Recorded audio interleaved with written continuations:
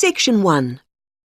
You will hear a woman telephoning a travel agent to book a holiday.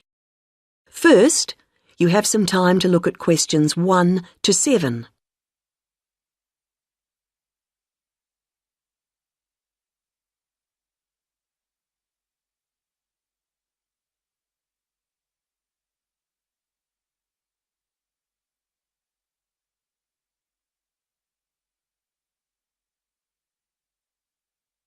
You should answer the questions as you listen, because you will not hear the recording a second time. Listen carefully to the first part of the conversation and answer questions 1 to 7. Hello, you're through to Go Travel. This is Darren speaking. How may I help you today? Hello, I'm calling to book a holiday. Great. May I take your name, please? Yes, it's Greaves, Anna Greaves. Is that G-R-E... No, Grieves, and Anna is with double N. Right. Thank you, Anna. Now, we're delighted you've called us. Can I ask where you heard about us? It was your advertisement in one of the magazines. Was it Holiday World? Oh, yes, that's the one. Good, thank you. It's useful to know. Of course. And did you have a particular holiday in mind, or was it a general inquiry? I think I've chosen. I like the look of the one with the code FT4551. The right destination and the prices seem reasonable. Right. Now, was it for yourself only, or... Oh no, I want to go with a couple of friends, so there'd be 3 of us going. OK. Now, there's a choice of dates, as you know. Yes, I think, well, we've got to be back by the end of August, so if we say going on August the 16th, that would work fine. No problem. And you can also choose the length of your holiday. There's, let's see, 7, 11 or 14 nights. We thought the middle one would be great. Longer would be nice, of course, but... Maybe next year. Yes. And you do need to have insurance. Uh-huh. With 3 levels, Standard, Super and Super Plus. Standard seems a bit basic. Let's say Super. That should be sufficient. Fine. Before you hear the rest of the conversation, you have some time to look at questions 8 to 10.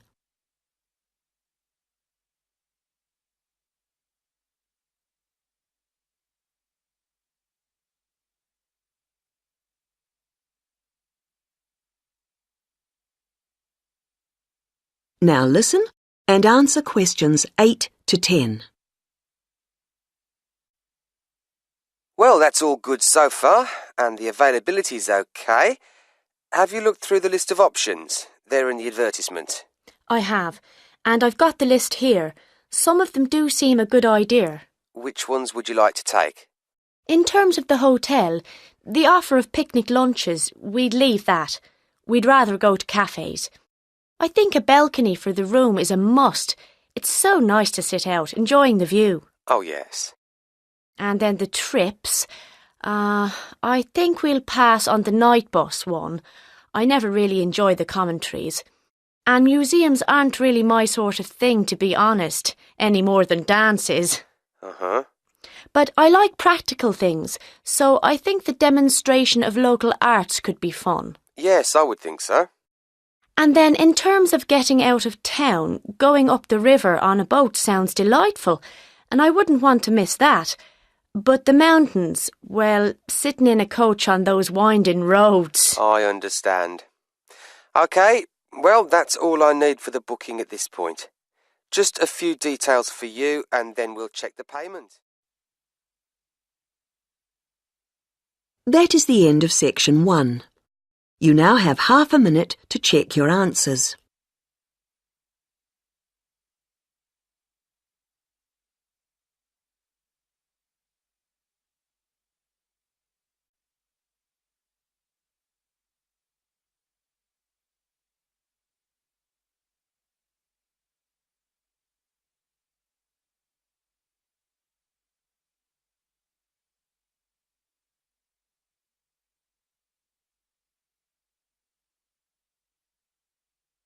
Now turn to Section 2.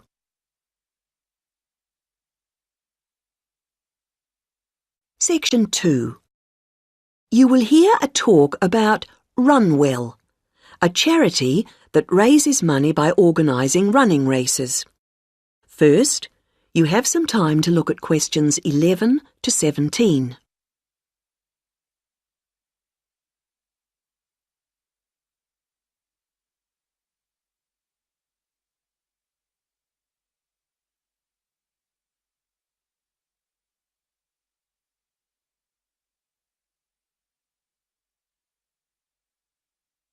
Now listen to the first part of the talk and answer questions 11 to 17. I'm very pleased to have this opportunity to tell you something about the Runwell charity and the work we do. I'll give a brief overview of what we do, and I hope you may be able to help, and then there'll be time for questions at the end. Runwell's founder, Mike Hughes, took up long-distance running in 1987, raising money by doing sponsored half marathons, and in 1992 established the charity as we know it today. By 1997, the runs were being filmed by local TV, and today they appear on national TV every year. All the funds collected by Runwell go to the hospital, with the idea that those fit enough to run use their energy to assist the provision of people who are unwell for whatever reason. Now, if you want to race, and I assume that's why many of you are here, let me explain a couple of the basics. Races are run by teams, so you need to form and register a team. What you wear to run in is up to you, and I know some teams come up with some pretty wacky ideas. We have a standard design for your numbers, which we ask you to reproduce. So you make them up according to that standard. We don't want to spend valuable funds on doing that ourselves. Now, the race is run as a kind of relay, so while you won't actually compete side by side, we do recommend that you train as a group. This helps to optimise performance and build team spirit. It will also give you a fair idea of how much you need to eat and drink over the race distance. This is clearly essential for an effective performance, so please make sure you come along to the race with sufficient food and drink.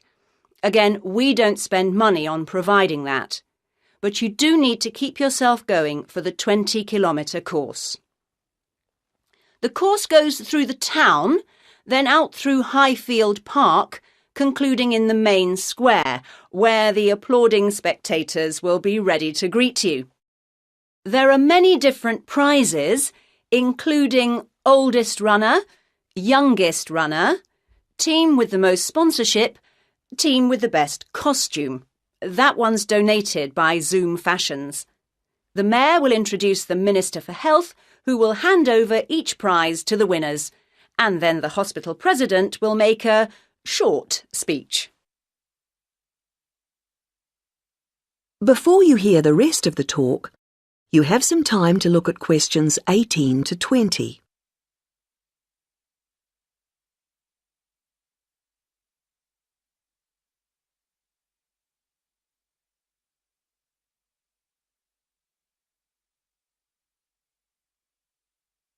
Now listen and answer questions 18 to 20. OK, that's the big race. But I know there are many people who don't feel they are up to running a 20-kilometre race, but who would nevertheless like to raise money for Runwell. Over the years, we've had experience of many ways of trying to collect money, some very successful, others less so. Now, of course, 20 kilometres is too far for children to run. But there was a sponsored swimming event at the local school last year, and that did very well. People have also tried to organise food-based events, such as selling homemade cakes and bread and so on at the market. And there was a large picnic arranged in 4 Bright Gardens. although these events failed to justify the efforts put into them, though I'm sure they were very tasty. These days, so many people are out at work all day that going from house to collect money isn't very effective. But it is possible to raise useful funds by selling small promotional items, such as badges with the Run Well motif on them. We're currently checking to see if postcards, perhaps showing the race's winners each year, might also be a good idea or not. We do appreciate the efforts that have gone into selling second-hand goods, but to be honest, the returns have not been very high on this. One very dedicated group organised a team quiz recently, which went very well, and it would be good to see more such activities. There's also been talk of a concert, but we'll have to see how plans for that progress. Now, are there any questions at this stage?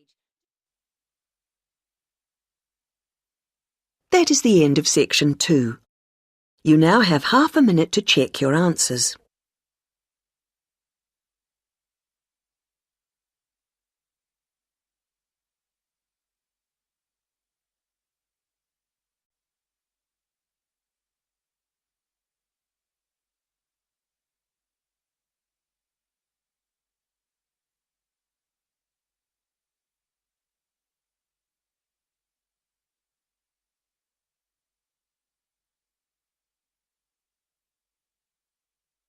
Now turn to section 3.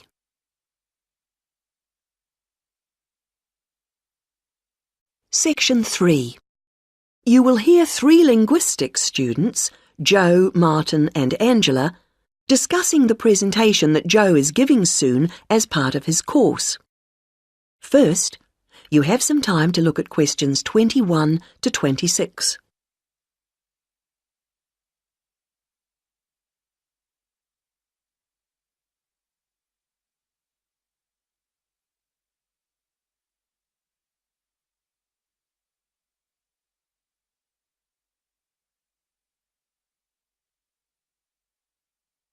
Now listen to the first part of the conversation and answer questions 21 to 26.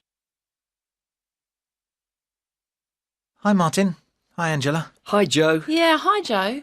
So you're really worried about your presentation? The one about names? I am. Well, you know your stuff on names pretty well, so it's just a question of selecting what you want to use. That's right. But there's so much. Well, you don't have to include everything. Let's start somewhere. Well, for example, there's a lot to discuss about people's names in terms of culture. It would be a good way to start, bringing in issues of religion, society. I thought so. As long as you can keep it concise, since it's potentially a large area. I'll pick out some key points. Good.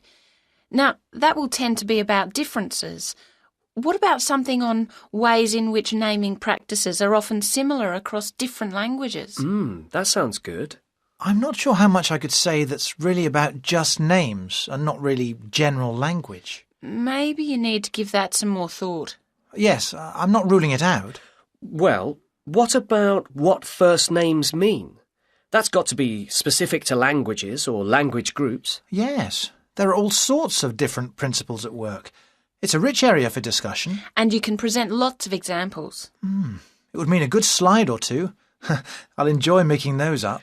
Don't forget to put our names in. No, OK. Right, where have we got up to? Yes, now there's the question of place names. Ones where the name of the place is the word for the situation, like something to do with sea or mountain, etc. Yes, people often don't realise the origin.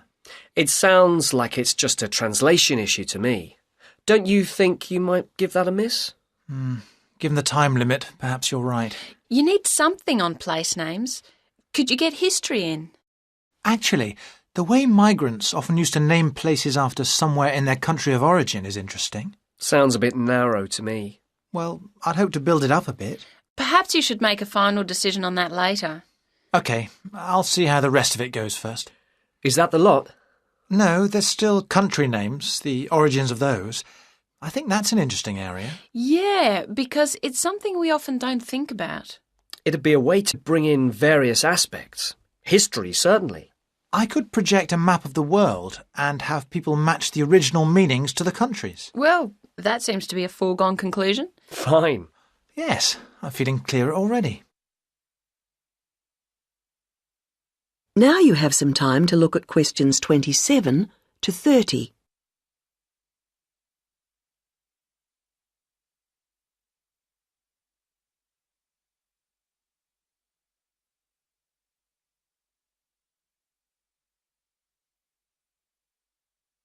Now listen to the rest of the conversation and answer questions 27 to 30. You know, there's another aspect that I think I'll cover. Yes? Brand names. Isn't that more to do with business studies? Well, international companies are finding it increasingly important to have brand names that can be used in many different countries. Oh, so they can advertise the same product everywhere? Yes, and it seems that brand names are very special in our brains. How so? Well, there was a research study recently, carried out on a group of about 50 students. They showed them 108 words, and the students had to say whether they recognised them as real words or not. The list included, all mixed up, ordinary nouns, brand names and meaningless words, and they were shown all the words quickly.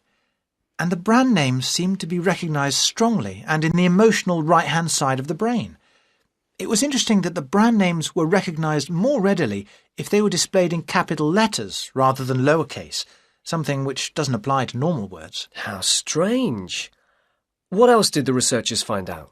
Of course, it's a relatively small study, but they suspect that other visual features are at play, and so that, for example, colour has a major effect in helping us to store brand names in a special way in our brains. I suppose that's logical. But what do they mean by a special way? I'm not saying I understood everything about this study. Of course not. But they seem to be saying that the power of brand names is that they conjure up a range of associations inside our brains, more so than ordinary words or names do. I guess this is great news for international companies. Potentially, certainly. Though exactly what they do... That is the end of section 3. You now have half a minute to check your answers.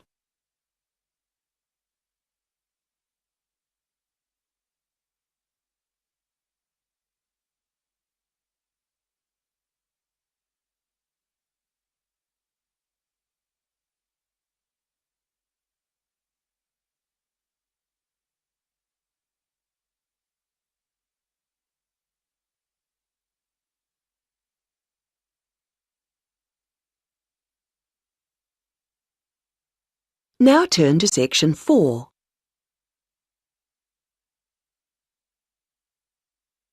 Section 4. You will hear part of a lecture about balloons and airships. First, you have some time to look at questions 31 to 40.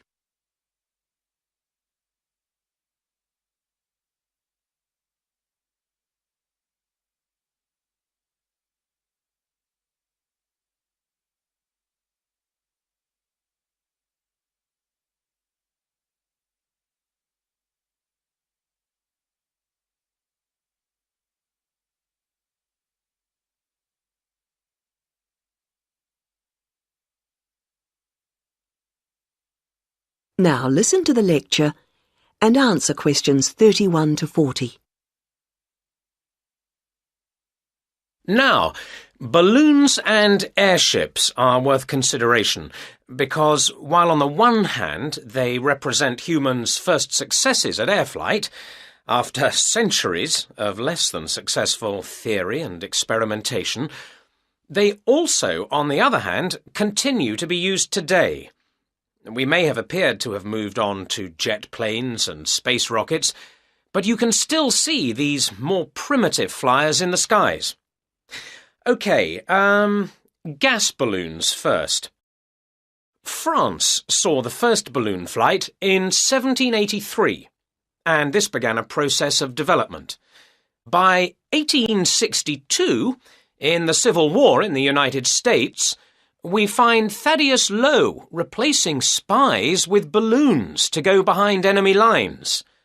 The success of this led to the continued use of balloons in peacetime, and they were employed in the creation of maps. And such applications continue to this day, with balloons assisting in increasing our knowledge and understanding of the world we live in. Unmanned balloons are still widely used to collect data to inform scientific research of various kinds. You'd be surprised at how much they contribute.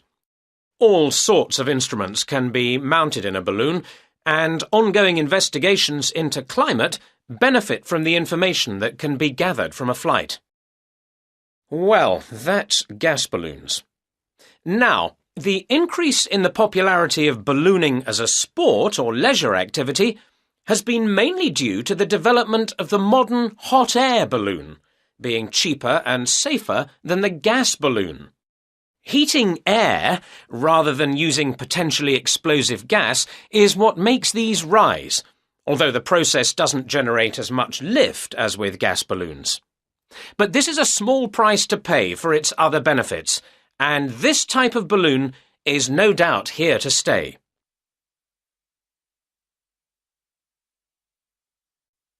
Airships are also fairly old in their origins. The idea for a balloon that could be powered and steered was first published in France in 1784, although 1852 was the date of the first successful airship flight. The first airships, like the first aircraft, didn't provide any weather protection for their crew, so it must have been rather uncomfortable up there. But designs continued to develop in sophistication. It was realised that the ships would drift about if they weren't strengthened, and that to work effectively, they would have to have a framework. Once design started incorporating this, flights became longer and more reliable. Airships were deployed for various uses in the First World War, and once peace returned, designers began to turn their attention to ambitious plans for regular intercontinental flights. However, in the 1930s, this program more or less came to an end. For one thing, the speed and popularity of airliners meant that the airship appeared superseded. They just couldn't compete. And as if that weren't enough in itself, another factor in the decline of the airship was an alarming number of crashes, and this, of course, put people off. Nevertheless, several countries have continued to build smaller airships for various uses, such as naval observation or publicity purposes. In fact, their popularity seems set for a slight revival, and in the past few years there has been renewed attention paid to the possibility of using them to transport cargo. Who knows? Maybe the 21st century will be the age of the airship. Now, if you look at your handouts, you'll see that I've included some information. That is the end of section 4. You now have half a minute to check your answers.